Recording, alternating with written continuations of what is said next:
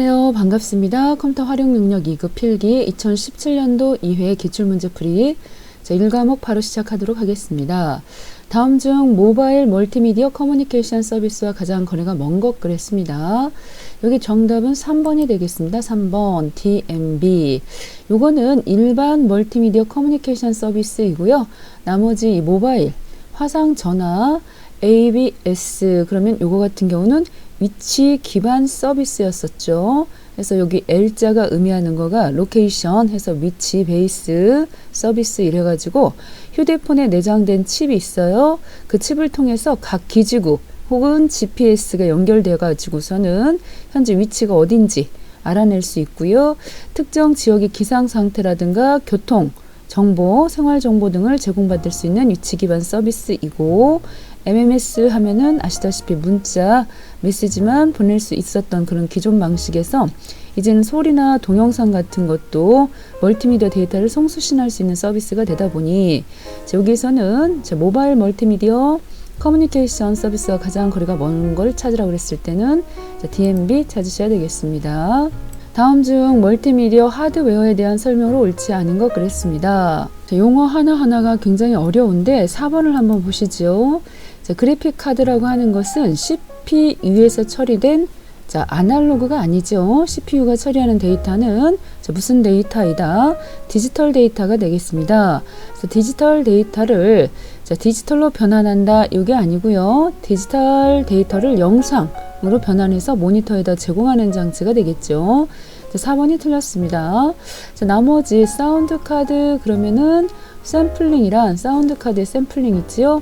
아날로그 소리 파형을 일정 시간 간격으로 연속적인 측정을 통해서 얻어진 각각의 소리, 여기 같은 경우는 샘플링 그랬기 때문에 샘플이라는 것은 좀 몇 가지를 뽑아보는 걸 말하는 거거든요. 그래서 얻어진 각각의 소리의 진폭을 숫자로 표현을 해갖고 디지털 데이터를 생성하는 걸 말하고, MPEG, MPEG-보드란 압축된 동영상 파일을 빠른 속도로 복원시켜 재생해주는 장치가 되겠고요. 비디오 오버레이 보드라는 것은 TV나 비디오를 보면서 컴퓨터 작업을 동시에 할 수 있도록 동영상 데이터를 비디오 카드의 데이터와 합성시켜서 표현해주는 장치다. 정확한 설명들을 해놨습니다. 틀린 거는 4번이 되겠습니다. 다음 중 정보사회 컴퓨터 범죄 예방과 대책으로 적절하지 않은 것 그랬습니다.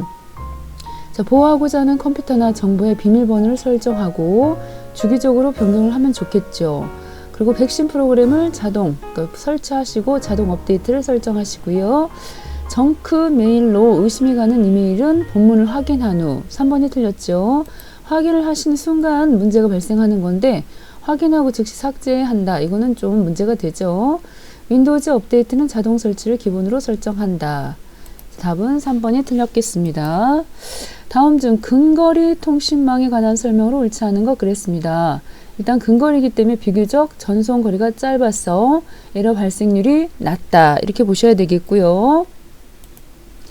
3번의 자원 공유를 목적으로 컴퓨터들을 상호 연결한다. 맞는 얘기잖아요. 근거리 통신망, 랜선 같은 거를 연결시켜 가지고 가까이에 있는 컴퓨터들을 사용한다고 보시면 되겠고요. 프린터 같은 것도 연결해서 쓰시고, 프린터나 보조기억 장치 등 주변 장치 쉽게 공유할 수 있는 그런 좋은 점들이 있습니다. 그렇지만 2번은 근거리 통신망하고 관련되는 용어가 아니고요. 이 반이중 방식의 통신을 한다 그랬는데, 이 반이중이라는 것은 무전기 같은 거거든요. 그러니까 한쪽에서 얘기를 하게 되면 한쪽은 듣고만 있어야 되고 이런 거지 않습니까? 그래서 근거리 통신망은 요거하고는 조금 거리가 있습니다. 다음 중 전자우편에서 사용하는 팝3 프로토콜에 관한 설명으로 옳은 것 그랬습니다. 전자우편을 하시는 데 있어서 꼭 알아두셔야 되는 게 SMTP 해갖고 걔는 보낼 때 쓰는 프로토콜이 되겠고, 얘는 받을 때거든요. 그래서 여기서 받을 때 해서 쭉 보시면 이렇게 원격 서버에 접속하여 이메일을 사용자 컴퓨터로 가져오기 위해서 한 프로토콜은 팝3가 되겠습니다. 팝3. 답은 2번이 되겠습니다. 사용자 컴퓨터로 가져올 때 이렇게 보시면 되겠죠. 다음 중 정보 보안을 위협하는 형태에 대한 설명으로 옳은 것 찾아보자. 1번 스니핑, 피싱, 스푸핑, 크로거. 이 네 가지가 나왔습니다. 자, 일단 스니핑부터 보고 가도록 하겠습니다. 스니핑. 자, 스니핑 같은 경우에는 네트워크 중간에서 남의 패킷 정보를 도청하는 해킹 유형이 하나입니다. 자, 계정과 패스워드를 알아내기 위한 행위, 이렇게 보시면 되겠어요. 네트워크 주변을 지나다니는 패킷을 엿보면서 계정과 패스워드, 이런 것들도 하나의 패킷이라고 보시면 되겠죠. 자, 이거를 갖다가 엿본다, 스니핑, 이렇게 보시면 되겠고, 스푸핑 하시면요, 스피풍인, 발음도 잘 안 되네요. 자, 스푸핑은 이렇게 속이기라는 뜻을 가지고 있다 그랬죠. 속이기. 위장이랍니다. 위장. 해서 위장이라는 용어가 꼭 들어가 줘야 됩니다. 의도적인 행위를 위해서 타인의 신분을 위장하는 것으로 이렇게 돼 있죠. 타인의 신분을 위장한다. 자, 피싱 보시면요. 피싱은 금융 사기.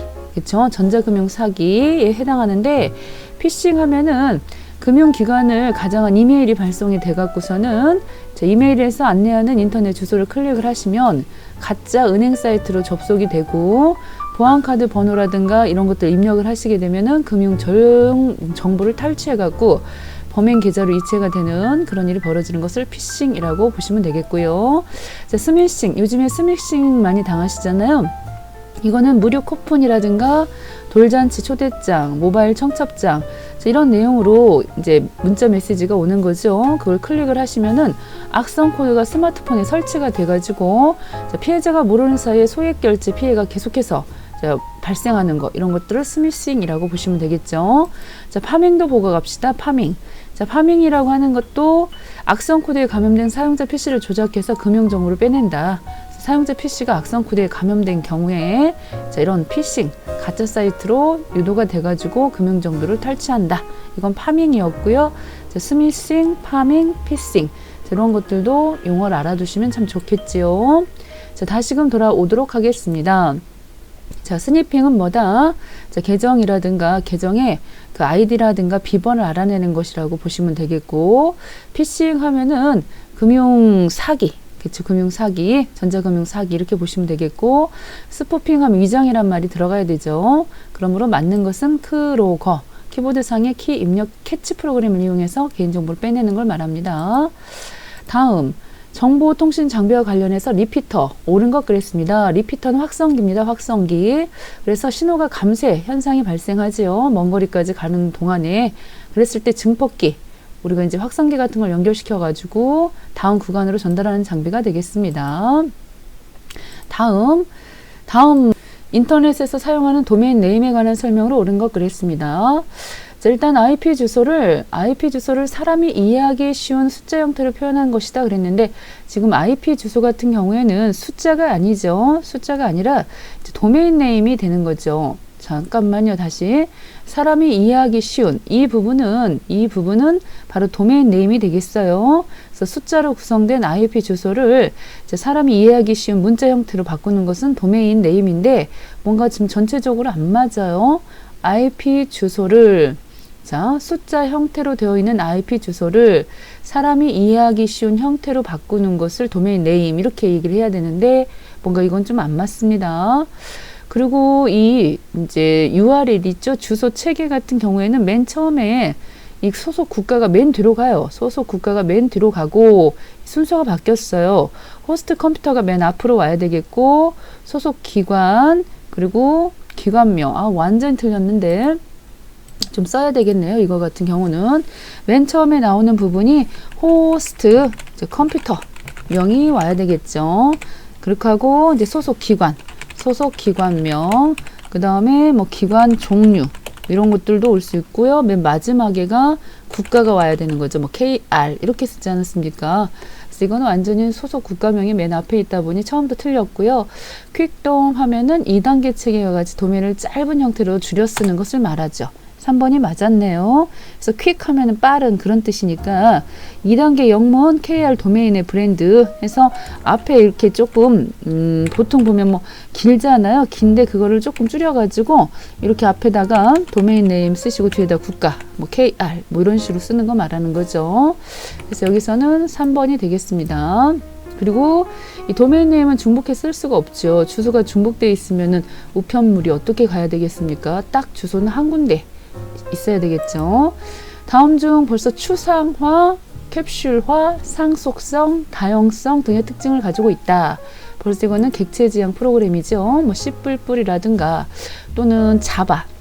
생각나는 그런 소프트웨어들이 C++, 뭐 자바, 스몰 토킹, 뭐 에이다 뭐 이런 것들도 있어요. 이런 것들이 바로 객체 지향 프로그램이 되겠습니다. 다음, 상용 소프트웨어가 출시되기 전에 미리 고객들에게 프로그램에 대한 평가를 수행하고자 제작한다. 이거 같은 경우는 베타죠, 베타. 자, 뭔 소리냐? 알파 같은 경우는요, 소프트웨어가 만들어지면 일단 자체적으로 사용해보는 거죠. 문제가 있나? 그리고 회사 내에서 사용해보는 건 알파. 거기서 통과되면은 일단 출시되기 전에 고객들에게 좀 써보도록 하는 거는 베타가 되겠어요. 패치 같은 경우는 어느 일부분에 이제 오류가 있을 수 있기 때문에 그런 부분들을 수정하는 것이라고 보시면 되겠고, 데모 버전은 어떤 기능이라든가 기간에 뭐 그런 것들 제약을 두는 거죠. 다음, 컴퓨터를 이용한 가상현실에 관한 설명으로 옳은 것 그랬습니다. 자, 일단 버추럴, 리얼리티 그랬어요. 요거 같은 경우에는 고도의 컴퓨터 그래픽 기술과 3차원 기법을 통하여 현실의 세계처럼 구현하는 기술, 이렇게 보셔야 되겠네요. 왜냐면 이제 가상이니까, 여기 가상이니까 이런 3차원 기법을 통해서 현실 세계처럼 구현한다, 이렇게 보시면 용어 정리가 되겠습니다. 다음, 자, 아스키 코드에 관한 설명 굉장히 많이 나오죠. 표준 아스키 코드는 7비트고요. 확장은 8비트죠. 그렇게 해서 지금 표준 아스키 코드는 7비트를 사용하며 영문 대소문자, 숫자, 문장, 부호, 특수 제어 문자 등을 표현할 수가 있고요. 그리고 확장 아스키 코드는 8비트, 여기까지는 맞았어요. 8비트까지는. 그런데 이제 뒤쪽에 멀티미디어 데이터 표현에 적합하도록 확장된 코드표다 그랬는데 이 부분이 조금 부족하죠. 왜냐면 2의 8승이니까 256가지 문자 데이터를 표현할 수가 있는데, 여기서 보시면 멀티미디어 데이터 표현에 적합하도록 확장된 이 부분이 틀렸네요. 앞부분은 맞았는데 뒷부분이 틀렸고요. 자, 그 다음에 여기 같은 경우는 아스키 코드 같은 경우는 3개의 존비트, 4개의 뒷비트, 이런 부분도 맞기는 해요. 그렇지만은 뒤쪽에 보면 대형 컴퓨터의 범용 코드가 아니고 이건 데이터 통신용 코드다, 이렇게 보셔야 되겠습니다. 피레트 비트를 이용하여 오류 검출, 교정, 이런 건 해밍 코드고요. 그래서 정확히 맞는 건 3번이 되겠습니다. 다음 중 컴퓨터의 주기억 장치인 램에 대한 설명으로 옳은 것 그랬습니다. 일단 요거 같은 경우는 전원이 공급되지 않더라도 기억된 내용이 지워지지 않는다. 벌써 1번은 롬에 대한 설명이고, 2번도 주기억 장치는 크게 롬과 램이 있잖아요. 롬과 램이 있어요. 그럴 때 롬은 전원이 공급되더라도 기억된 내용이 지워지지 않죠. 그래서 이 바이오스, 베이직 인풋 아웃풋 시스템, 파워 온 셀프 테스트, 이런 것들이 가능하지요. 이 1번과 2번은 다 롬에 대한 설명이고, 현재 사용 중인 응용 프로그램이나 데이터가 저장이 되지요. 주로 하드디스크에 사용되는 기억장치이다 그랬는데 이건 아니죠. 하드디스크에 사용된다 그러면 이건 보조기억장치니까 답은 여기서 3번이 맞겠습니다. 자, 램 같은 경우는 책상과 같은 역할을 해요. 그래서 이 컴퓨터 사용할 때 보시면 잠깐 이제 우리가 이렇게 바탕화면에 뿌려놓고 쓰는 프로그램들도 다 램에 올려놓고 쓰는 것이고요. 그래서 응용 프로그램이나 데이터 저장되는데 컴퓨터를 꺼버리면 싹 날아가는 그런 점이 있죠. 다음 중 컴퓨터의 저장 매체 관리 방법으로 옳지 않은 것입니다. 주기적으로 디스크 정리나 검사나 조각하셔야겠죠. 강한 자석 물체를 외장 하드 디스크 주변에 놓지 말아야 되죠. 그러면 데이터가 다 흐트러지겠죠. 오랜 기간 동안 저장된 데이터는 재저장을 한다. 이거는 무슨 얘기입니까? 이거 이렇게 할 필요는 없죠. 예기치 않은 상황에 대비해서 주기적으로 백업을 해줘야 맞겠죠. 다음 중 윈도우즈 7 사용자 계정을 통해서 사용할 수 있는 기능으로 옳지 않은 것 그랬습니다. 자, 이 부분은 이제 문제를 좀 바꾸셔야 되죠. 윈도우즈 7이 아니고 이제부터는 윈도우즈 10으로 바뀌었기 때문에 여기서 이제 바꿔가지고 문제를 보도록 하겠습니다.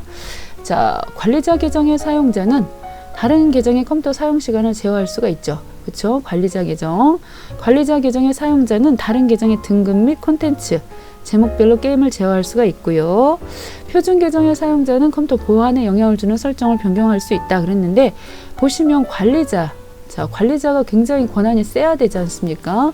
그런데 이 표준 사용자 계정에서 이런 설정 변경할 수 있다 이런 부분들은 틀렸습니다. 표준 사용자는 컴퓨터에 설치된 대부분의 프로그램을 사용할 수 있고 자신의 계정에 대한 암호를 설정할 수 있는 그건 있지만은 여기 컴퓨터 보안에 영향을 주는 설정을 변경할 수 있는 건 아니죠. 이거는 10이나 7이나 마찬가지예요. 다음 중 바로가기 아이콘에 대한 설명으로 옳지 않은 것.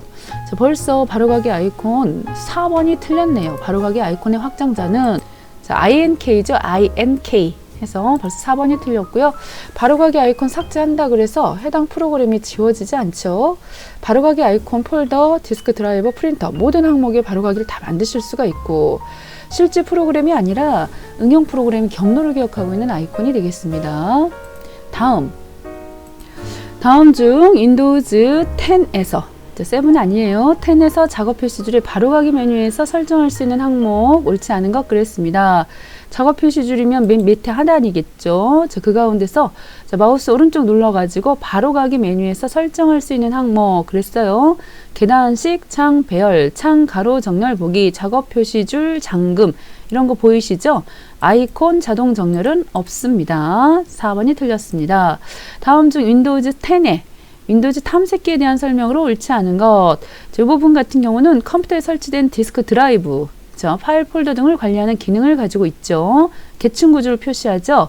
폴더 앞에 기호는 하위 폴더가 있음을 표시하고 현재 폴더의 상위 폴더로 이동을 하려 그러면은 요거 같은 경우는 홈이 아니고 백스페이스. 그쵸? 상위 폴더로 바로 앞으로 가는 거는 백스페이스 키가 되겠습니다. 자, 검색 상자를 사용해서 파일이나 폴더를 찾을 수가 있죠. 자, 3번이 틀렸다. 자, 상위 폴더로 가려 그러면은 백스페이스 키를 눌러야 된다. 한번 볼까요? 자, 윈도우즈 탐색기거든요. 자, 이런 상태에서 우리가 지금 여기 이렇게 왔어요. 그런 상태에서 다시 상위 폴더로 가려 그러면은 이렇게 백스페이스 키를 눌러주면은 앞으로 옮겨간다는 거죠. 다음, 자, 윈도우즈 10에서 제어판의 프로그램 및 기능에 대한 설명으로 옳지 않은 것 그랬습니다. 자, 이 부분에서도 자, 윈도우즈에 포함되어 있는 일부 프로그램 및 기능을 해제할 수 있지요. 기능 해제 시 하드디스크의 공간의 크기도 줄어든다 그랬는데 이건 상관이 없죠. 기능 해제하는 거하고 하드디스크 이미 공간 크기하고는 전혀 상관이 없어요. 말이 안 되는 소리지 않습니까? 하드디스크는 보조기억장치고 이거 해제했다 그래서 기능이 삭제되는 것도 아닌데요. 설치된 응용 프로그램의 제거, 변경, 복구 할 수 있습니다. 자, 컴퓨터에 설치된 업데이트 목록을 확인할 수 있고 제거도 가능하고요. 프로그램 및 기능을 이용해서 프로그램을 제거하면 윈도우즈가 작동하는 데 영향을 미치지 않도록 프로그램이 정상적으로 삭제된다. 맞습니다. 자, 그래서 한번 다시 보고 가도록 하겠습니다. 자, 제어판 찍어가지고요. 그 중에서 프로그램 및 기능에 대해서 자, 이렇게 지금 보시면 범주 그렇게 하고 여기서 큰 아이콘 이렇게 찍어 보시면 이렇게 보여요. 자, 그 중에서도 맨 밑에 프로그램 및 기능 자, 이걸로 들어가셔도 됩니다. 자, 그 가운데 보시면은 이렇게 여기 지금 프로그램들이 설치된 게 보이고 있고요. 선택을 하셔서 제거나 변경 뭐 이런 것도 있었고요. 여기 보시면 제거 변경 그 다음에 업데이트 자, 업데이트에서 여기 목록들 확인할 수도 있고요. 제거 또 할 수가 있었고요. 제거 그 다음에 프로그램 및 기능을 이용해서 그쵸 프로그램 우리가 오셔가지고 제거를 하면 윈도우즈가 작동하는데 영향을 미치지 않고 프로그램이 정상적으로 삭제가 되는 곳이니까 여기 와서 삭제를 하셔야 되는 것이에요. 마음대로 아무 곳이나 가서 지우시면 안 된다. 마지막 문제가 되겠습니다. 자, 플래시 메모리에 대한 설명으로 옳지 않은 것. 플래시 메모리는 일단 요거는 소비 전력이 작고 휘발성 메모리가 아니죠. 이거는 이제 플래시 메모리는 우리 휴대폰 생각하시면 됩니다. 그 안에 들어있는 메모리로 사진 찍고요. 우리가 직접 삭제하기 전까지는 저장이 돼 있지요. 그래서 비휘발성 메모리입니다. 입출력이 자유롭고 휴대전화, 디카, 게임기, USB 메모리 등에 널리 이용이 되고 있어요. 답은 2번이 틀렸습니다. 자, 수고하셨습니다.